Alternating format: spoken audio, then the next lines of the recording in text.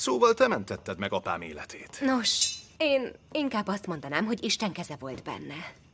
Köszönöm a teát. Én csak segítettem neki. Anélkül, hogy tudtam volna, hogy ebben a nagyházban fogok kikötni.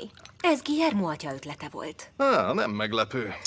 Apám nagyon kedveli Guillermót. Guillermo pedig nagyon kedvel engem. Mivel most rúgtak ki az albérletemből, ide kerültem. Hogy a kertben fürödhess? Nem, csak bolháskát kerestem. Kicsodát? Bolháskát. Eltűnt. Bolháska! Bolháska! Bolháska! Bolháska! Hé, ügyes vagy! Gyere ide! Ügyes vagy!